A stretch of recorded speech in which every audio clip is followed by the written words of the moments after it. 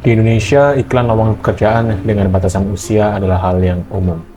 Para pemberi kerja sering menetapkan usia maksimal bagi pelamar di angka 30 tahun atau bahkan 25 tahun. Tapi kenapa hal ini bisa terjadi dan bagaimana hal tersebut dapat mempengaruhi angkatan kerja di Indonesia? 30 tahun bisa nggak kerja di Jerman? Bisa. Sampai kau bongkok. Nggak ada pakai umur di sini.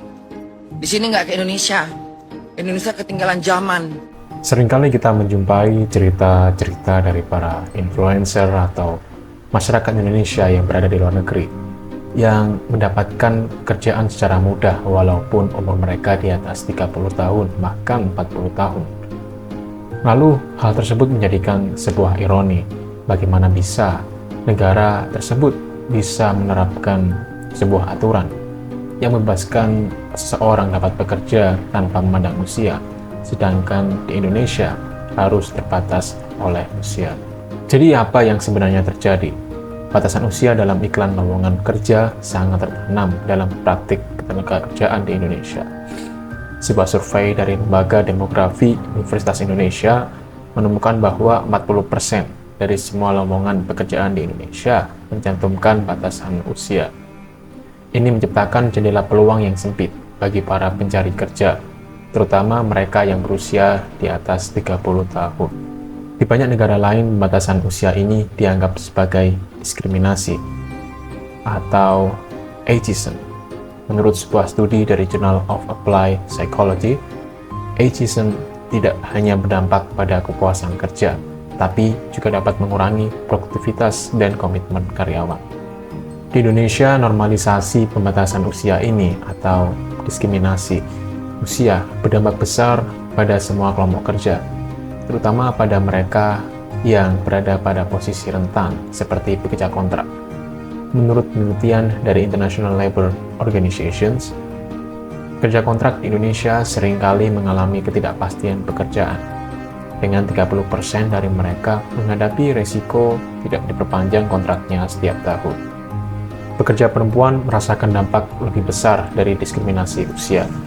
Data dari Badan Pusat Statistik menunjukkan bahwa tingkat partisipasi angkatan kerja perempuan hanya sebesar 53%, jauh lebih rendah dibandingkan laki-laki. Banyak dari mereka yang harus berhenti bekerja untuk mengurus keluarga, dan ketika mereka ingin kembali ke dunia kerja, usia mereka seringkali sudah melewati batas usia yang disyaratkan oleh lowongan pekerjaan. Lalu akhirnya banyak perempuan yang memilih bekerja di sektor informal, seperti menjadi ojek online atau bekerja sebagai asisten rumah tangga. Sebuah studi dari McKinsey & Company menunjukkan bahwa 60% pekerja perempuan di sektor informal merasa terpaksa bekerja di sana karena kurangnya peluang di sektor informal. Apakah Indonesia tidak memiliki aturan terkait diskriminasi usia dalam mencari pekerjaan ini?